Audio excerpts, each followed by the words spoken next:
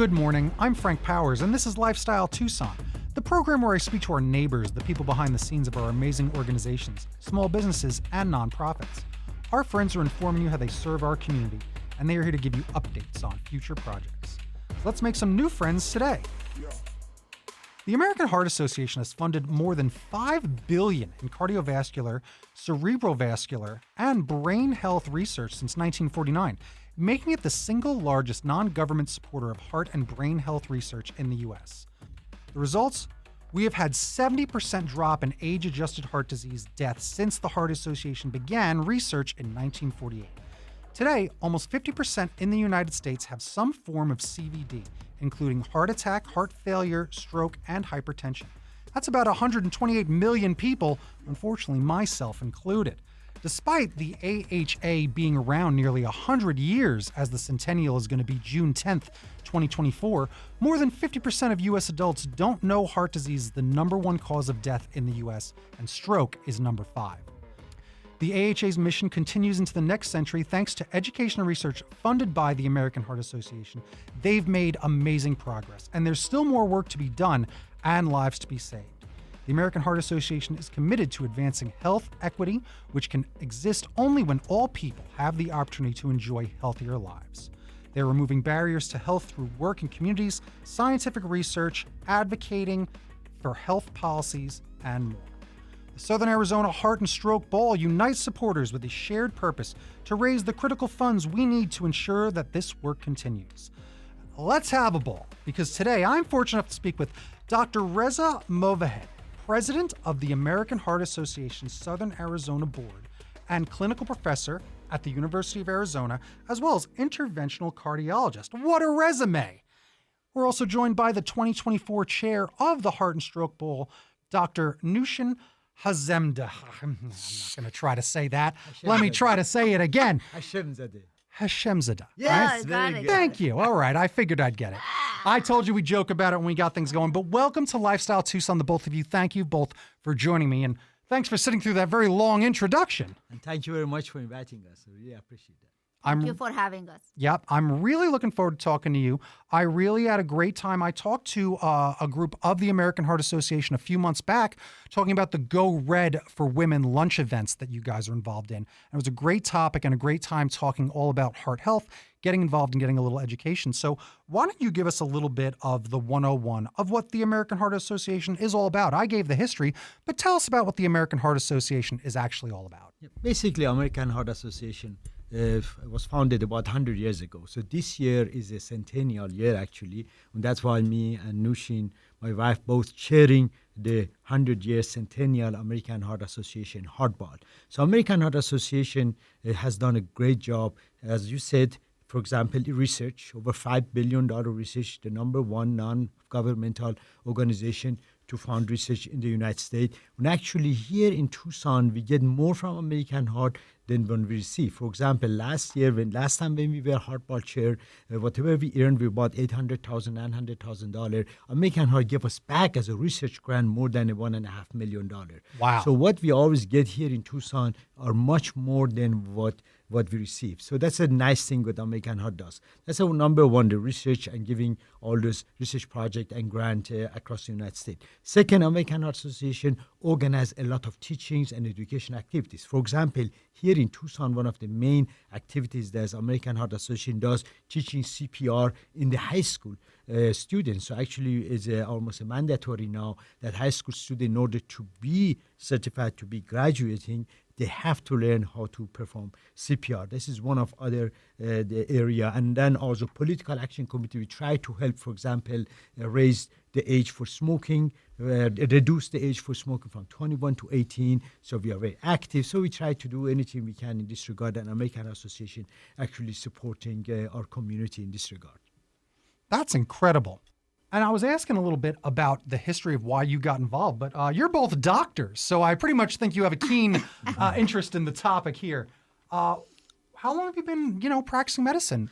I completed my interventional cardiology training in year 2000 at Yale University. So I'm an interventional cardiologist for 24 years.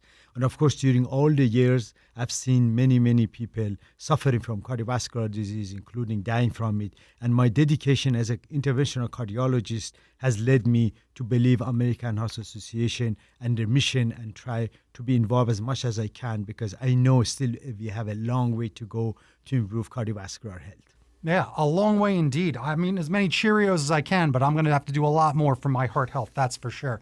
And again, it is something that is affecting me personally, because I just found out that I have like a 50% blockage. It's not hardened, but that's brand new news to me, where I was starting to have some chest pains, and I put it off, and it's like, well, you don't have someone in your life that's going to nudge you and force you to go to the doctor. You better go and stop ignoring these tiny little symptoms, because those little things are the warnings that we all have to pay attention to. Our own bodies are trying to tell us. I think that's the problem, is that we think we are invincible.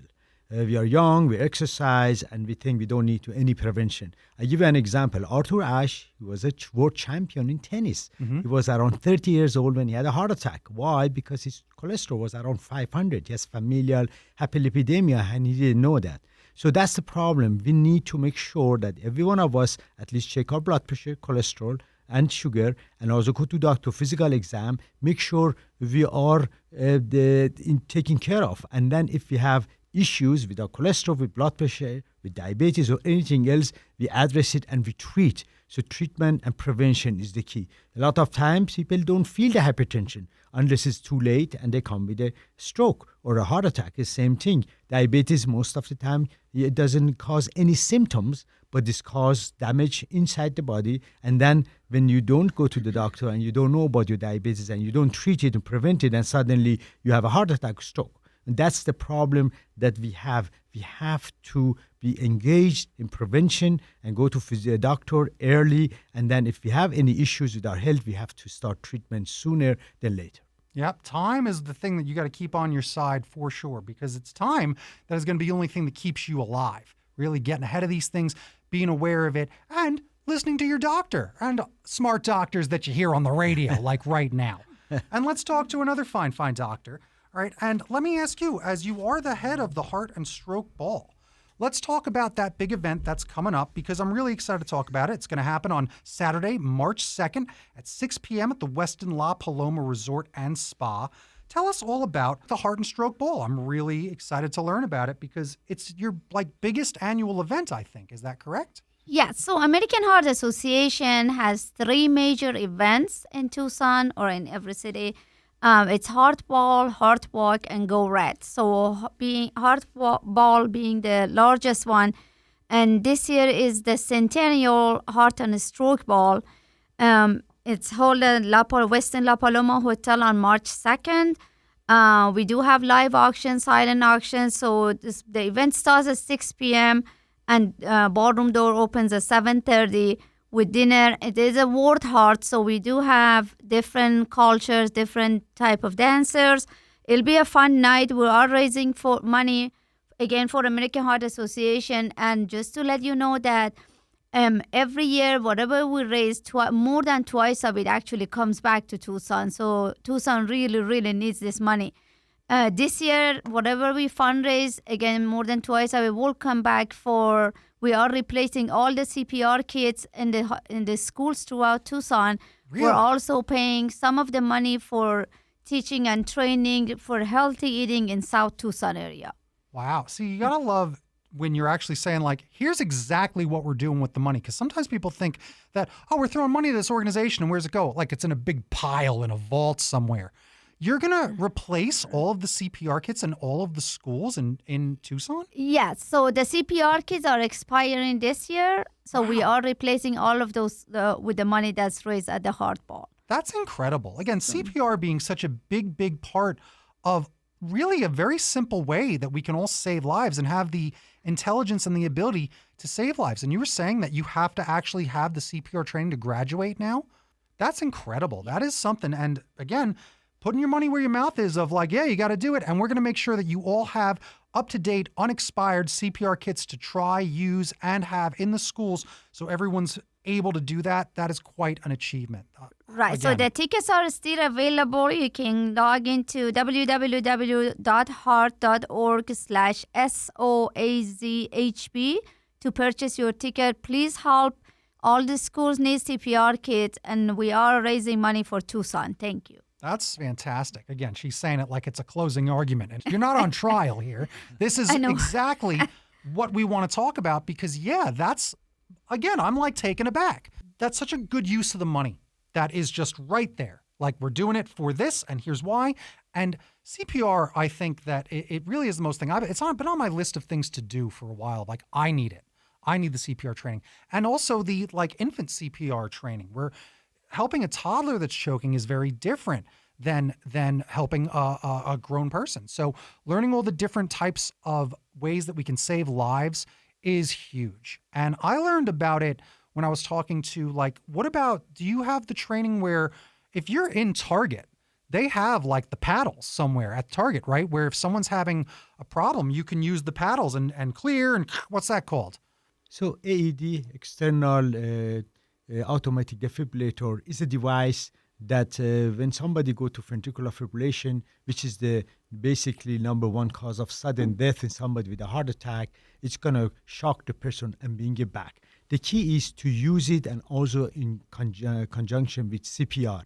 Unfortunately, when somebody collapses, majority of people are afraid to go and try to help that person. I give you an example. I was and call in Sierra Vista for a heart attack people, a person who has issues, and suddenly in Walmart, around a man, 50 years old, a man collapsed.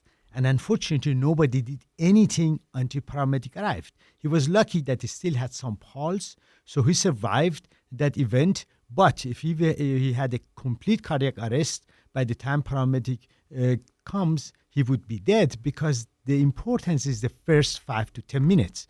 If you cannot support the cardiovascular flow, you cannot give CPR or you do not give CPR, the person has no chance of survival. The first few minutes are extremely important. You have to keep the heart going. Now, we know that CPR is taught with mouth-to-mouth, and the majority of population are afraid of giving mouth-to-mouth breathing. However, we did a study at the University of Arizona. We published a lot of papers that actually chest compression only without mouth-to-mouth is very effective, actually even maybe more effective than interruption of the chest compression. So all what you need to do is start hundreds times per minute to press on the chest until paramedic arrive. Basically, if you see somebody collapse, you have to check, you have to talk. If they have no pulse and no breathing, you start chest compression only after you call 911. Now, if you have an AED available, you or somebody has to get it because in the first 1 or 2 minutes, AED is extremely efficient, and you can bring the heart rhythm back because it's just happened and the heart has not lost a lot of blood in the coronaries, and you shock, they come back. However, if it's get late after 5-10 minutes, that may not be any more helpful. Therefore, if there is an AED, you have to get it and follow the comment of the AED and device, and then continue chest compression, only CPR until paramedic arrives. Now, we have to separate cardiac arrest from respiratory arrest. Of course, if you have somebody drowning or somebody chokes, there's a respiratory arrest, you have to give a mouth-to-mouth breathing. However, if somebody have a cardiac arrest, suddenly pass out, most of the time it's a ventricular fibrillation or heart stop beating. At that time, all what you need to do, chest compression only, which is much simpler and easier to perform until paramedic arrives. That's the key that I want to mention. It's very, very important. Do not give up and just call 911 and leave it there, because by the time a paramedic arrives, which usually is about 10 minutes, that would be too late. See that? That's really good sound advice that you got to listen to, because that's the advice that's going to save a life. We all just learned that really it's just all the high school kids that are learning this. You're going to put your lives in the hands of all the high school kids? What are you kidding? Their hands are full of phones. They're not looking to save lives. They're busy looking at screens. So it's up to you to learn how to do this and get educated. And you can find some of these programs on the website. Just go to heart.org. And the American Heart Association offers a lot of great programs here locally to learn. Take these classes. There are free classes, all this sort of stuff, and lots of resources online as well.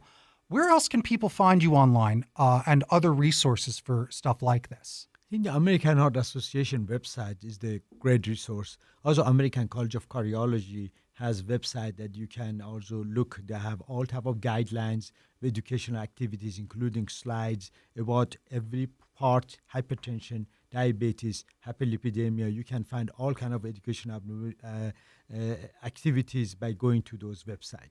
There you go. Make sure to follow them over on Facebook and Instagram. I believe they are at American_Heart on Instagram. Get all the details and follow those hashtags to stay up on what's going on.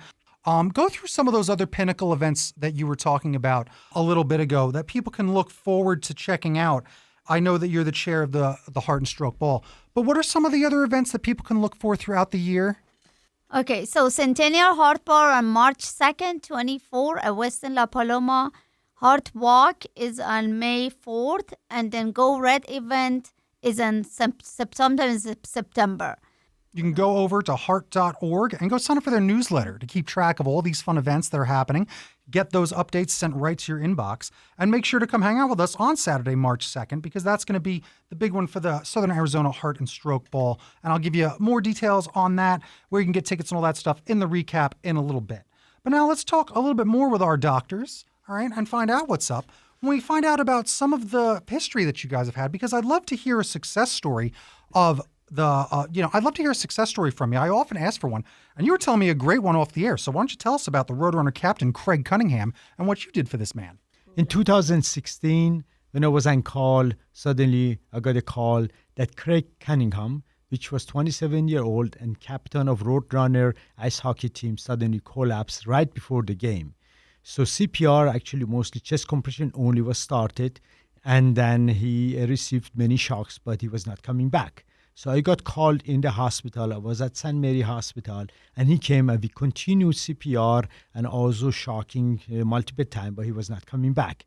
So we did not give up. He was a very young guy. He had a sudden cardiac arrest. So we put a balloon pump, and then we realized that he needed ECMO, basically external cardiopulmonary support. So we called university, and they brought the machine and device, and he received that machine, and after a week, actually, he completely survived and recovered, and then he had zero neurological deficit. And the key was that chest compression only CPR was started right away. Even he received it up to 2 hours intermittently. That kept his brain going, and he had absolutely no deficit whatsoever, and then he survived. And this is a lucky story. It tells us that you have to continue and you have not to give up. As long as you start it early, do not give up, and then you have a hope that the person will survive.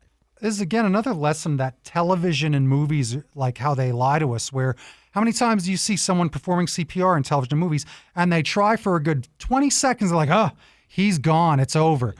I always thought that's what CPR is. I thought it's a 5-minute thing. You can do it for over 2 hours? Right. That's incredible. I had no idea. I mean, yeah, because he was young, and we knew that CPR was started early, so that he has a hope. So, of course, in between, he may stabilize the rhythm, but then he will go back to VFib, back to cardiac arrest, and we had to do intermittently, yes, up to 2 hours until actually the machine arrived. We put him on a hard lung machine, and then he survived. Yes, the key is do not give up, and then just continue, because you know that you start early and the patient has a hope. Yes. There you go. You got to keep that hope. Keep hope alive is the thing to do, because that's going to keep people alive. And get educated and learn how to do this. It's all within our grasp to be able to be informed and educated. And I believe these programs that they offer are free. They're not trying to make a buck off teaching you how to save people's lives. So go online, go get all the resources that you can find there, and go get out in the world to go to one of these community events so you can learn about heart health, learn about how you can save lives, because the life that you're most likely going to save is someone that you know, a family member or a friend, someone that you're often around. That's just statistics. You got to be able to know when someone is having like a stroke. So that's the thing, right? Isn't there like signs of stroke when someone's starting to have a stroke? What are some tips for someone listening that they might need to hear? How can you tell if someone's starting to have a stroke? Usually a speech problem. Their speech is incoherent, and then suddenly they cannot move part of the body. usually that's what it starts. The key is you have also bring them as soon as possible to the hospital, because now in the first 3 hours of the stroke, if it's ischemic stroke, we can get the blockbuster thrombolytic and resolve the clot, or do another intervention and then try to remove the clot if it's in carotid or in the big vessel, and actually reverse the course of stroke. So it's very important recognizing the sign and symptom of stroke and immediately call 911 and bring the patient to the hospital and start the process of possibly giving the thrombolytic or blood thinner that can save the person's life or reverse the stroke. Again, another thing where time is the biggest factor. So knowing what to do, not hesitating, and being educated enough to, be on call yourself in a way, that's how you're going to be successful, save some lives, and feel safer when you're in these sorts of situations where what's happening? I don't know. You don't want to be stuck there with fight or flight. You want to know, I need to help this person. It's okay to help them. And not be afraid of physically touching a stranger, that you're just going to compress their chest. Again, knowing that it's not mouth to mouth, that it's safe, it's okay, and you could be keeping that person alive. That's something that's very important. I want you to feel that and feel that you know you can do it, and know you know where to go to get educated, to know you can do it safely and when to do it. So really a great conversation here. Again, I don't really get to talk to doctors as much in a casual conversation like this. Usually it's me going, what's wrong with me? So I really do appreciate having you both in. If there was any final thoughts that you can give me about your organization, I often ask this: if you had a wish for your organization, one wish, what would it be? My big wish would be for American Heart Association to get more larger funding so they can actually fund us back for research, healthy living, and educational purposes. And wish American Heart Association will be here for the next 100 years and get bigger and more successful so we can celebrate. We won't be here, but somebody can celebrate the 200 years anniversary. I really want to thank American Heart Association for everything they do. This organization goes above and beyond for keeping the community healthy and educating the kids and adults for healthy living and heart healthy. And as a physician, I wish and I hope that American Heart Association can eliminate or nearly eliminate heart attack and stroke in the future. Hey, these are some good wishes, big wishes as well. Not ones that we can grant, but certainly ones that we can try to make come true by being that much more educated, helping each other, helping spread the word and spread the love and the knowledge about the American Heart Association, all their programs, how you can get involved, how you yourselves can learn how to perform CPR and the different versions of it for various situations. So that's a big wish. Let's hope that that wish comes true and do our best to work to make it come true. Because today we made friends with Dr. Reza Movahed, president of the American Heart Association Southern Arizona Board and clinical professor at the UA and interventional cardiologist, as well as chair of the 2024 Heart and Stroke Ball, Dr. Nushin Hashemzadeh. Thank you both for joining me today. And thank you. It was a pleasure to be here. Thank you so much for having us here. This was Lifestyle Tucson. Bing bong bing, time for a recap. I love talking to doctors. It's always good to get free advice, right? We know laughter's the best medicine, so I like to feel like I'm doing my part too when it comes to having doctors on Lifestyle Tucson. I did miss the opportunity to say, meh, what's up, doc? I almost fit it in there, but maybe next time we'll have to have them back. But if you want to get all the information about everything, I got a recap for you. The Heart and Stroke Ball is going to be on Saturday, March 2nd, starting at 6 p.m. at the Westin La Paloma Resort and Spa. Starts at 6 p.m. Lots of fun things to do, like the cocktail hour, the silent auction, and live auction as well. Dinner and dancing. Edmund Marquez is going to be the MC. Zarina Lopez is going to be our passionate speaker, and it's the 100th anniversary of the American Heart Association, so we hope to see you out at the Heart and Stroke Ball. It's going to be such a big deal. You can follow along over on Instagram at American_Heart, or go right to the source over at heart.org and then just do some searches for your local chapters to keep up on all the things happening locally here in Tucson with the American Heart Association. Feel free to check out a previous episode, episode 30-something, with my talk with the American Heart Association about their Go Red for Women luncheon. Another one that was really great, and you get a lot of details about what the American Heart Association is all about, especially here locally. So it's really good to get their voices heard, and maybe I'll have them back for their next event. And then I'll have covered covered all three, so that'll be a really great time. And you could subscribe and listen and all that stuff. In fact, I'll tell you where you can do all that now. Because I want to first thank our new friends at the American Heart Association for joining me today. You've been listening to Lifestyle Tucson. If you're a nonprofit that would like to be on the show, email lifestyletucson@gmail.com. For more information about this program or to listen to something you may have missed, go to the Sunday Mornings page on klpx.com, kfma.com, mixfm.com, or espntucson.com. You can also subscribe on iTunes, Spotify, and Audible, or wherever fine podcasts are heart healthy.